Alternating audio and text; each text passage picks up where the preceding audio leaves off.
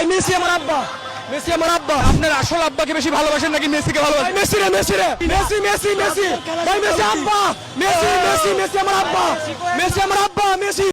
সাংবাদিক জিজ্ঞেস করছে একজন যুবককে, অমুক প্লেয়ার কেমন করেছে?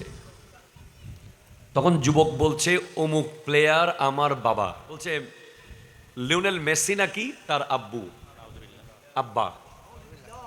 তখন সাংবাদিক জিজ্ঞেস করতেছে, আপনার আব্বাকে বেশি ভালোবাসেন না লিওনেল মেসিকে বেশি ভালোবাসেন? তখন ওই যুবক উত্তর দিচ্ছে, আমি মেসিকে বেশি ভালোবাসি। এর আগে গত খেলায় আমাদেরই মতো এক মুসলমানের ছেলে বলল, মেসি নাকি মুসা হয়ে এসেছে,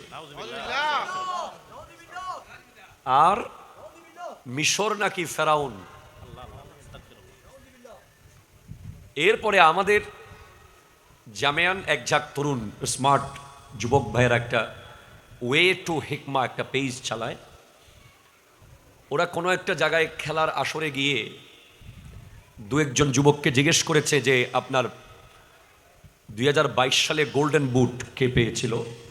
বলে লিওনেল মেসি পেয়েছে। ওই যুবক মুসলমানের ছেলে উত্তর দিচ্ছে। পরে তাকে জিজ্ঞেস করা হলো, আপনি একটু বলেন আহলে বাইতের কয়েকজন সদস্যের নাম জানেন? সে বলছে, সরি আমি আহলে বাইত কি চিনি না।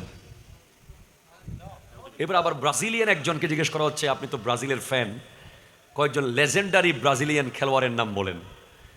তখন 3-4 জন ব্রাজিলের প্লেয়ারের নাম বলেছে যাদের বয়স তার বাবারও বেশি, তার জন্মের বহু আগে তারা খেলেছে।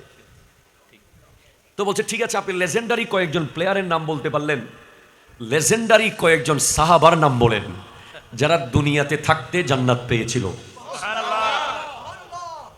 তখন ওই মুসলমানের ছেলে একজন সাহাবার নামও বলতে পারে নাই, ইভেন সিদ্দিক আকবরের নামটা পর্যন্ত সে বলতে পারে নাই। ওয়াল্লাহি আল্লাহ শপথ করে বলছি, আমি জয়নুল আবেদিনের ভাইরাল হওয়ার আর কোনো জায়গা আছে? আপনারা কি মনে করেন, আমার কি আরো ভাইরাল হওয়ার প্রয়োজন আছে নাকি? আপনারা কেউ মনে করিয়েন না যে আপনারা হুজুররা ভাইরাল হওয়ার জন্য খেলার কথা বলেন না। আল্লাহে নিজের চোখে দেখতেছি, চুপ থাকতে আর পারতেছি না। কারণ আমার প্রজন্ম খেলাকে খেলার জায়গায় রাখতে পারছে না, ঠিক কিনা জোরে বলেন না? বিশ্বকাপে বাংলাদেশের নামই নাই, বাংলাদেশ ফুটবল টিম বিশ্বকাপে নাই, অথচ মৃত্যুর মিছিলে বাংলাদেশ শ্রেষ্ঠ।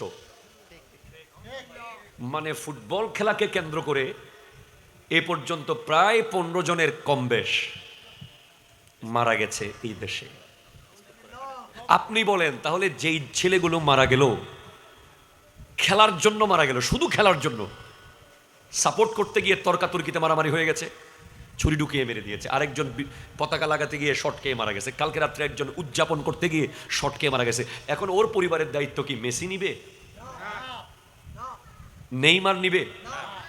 ব্রাজিল ফুটবল টিম নিবে?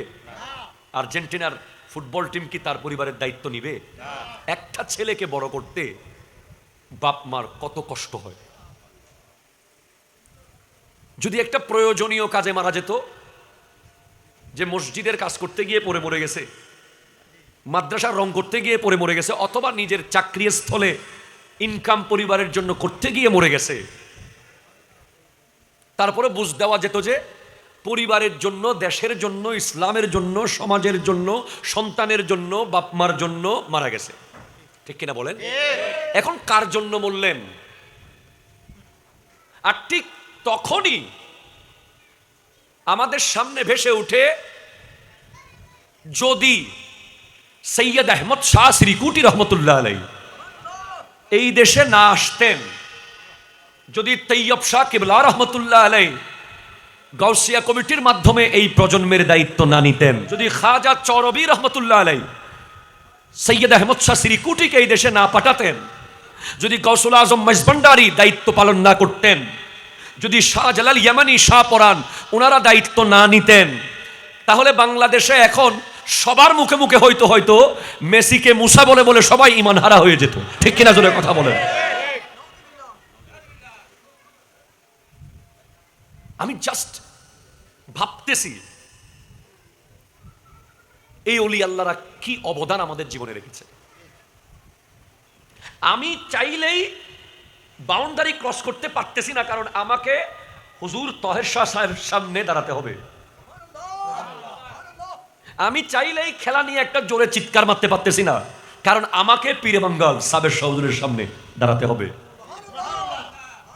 আমি চাইলেই অন্য 10 জনের মতো উন্মাদনা করতে পারছি না, কারণ আমাকে কবরে গিয়ে আমার নবীর সামনে দাঁড়াতে হবে। ঠিক কিনা কথা জোরে বলেন। আমি আর 50 জনের মতো উলঙ্গ হয়ে রাস্তায় নাচতে পারতেছি না, কারণ আমাকে হাসরের মাঠে আল্লাহর সামনে দাঁড়াতে হবে।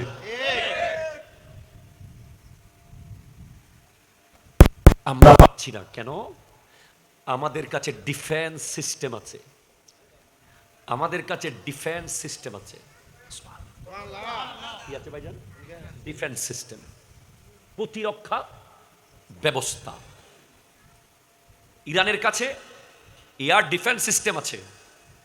আমেরিকা যতই মারুক, আকাশেই সেগুলো শেষ করে দিচ্ছে ইরান।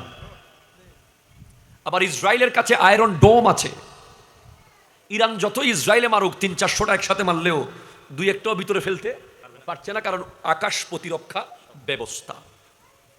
সেইভাবে আমাদেরও ইমানের প্রতিরক্ষা ব্যবস্থা আছে। তাই আপনারা এখন এখানে বসেছেন। আমি বিশ্বাস করি এখানে লিওনেল মেসি এসে ওখানে দাঁড়াই থাকলে আপনাদেরকে নিতে পারবে না। ঠিক কিনা জোরে কথা বলেন না? এটা আমার বিশ্বাস আর কি। পারবে? কেন পারতেছে না? কারণ আপনাদের প্রতিরক্ষা ব্যবস্থা অ্যাক্টিভ। হুজুর এগুলো কোন প্রতিরক্ষা ব্যবস্থা? হ্যাঁ, আমাদের কাছে 2টা প্রতিরক্ষা ব্যবস্থা আছে অ্যাক্টিভ। একটা হলো আহলে বাইত রাসূল আর একটা সাহাবায়ে রাসূল।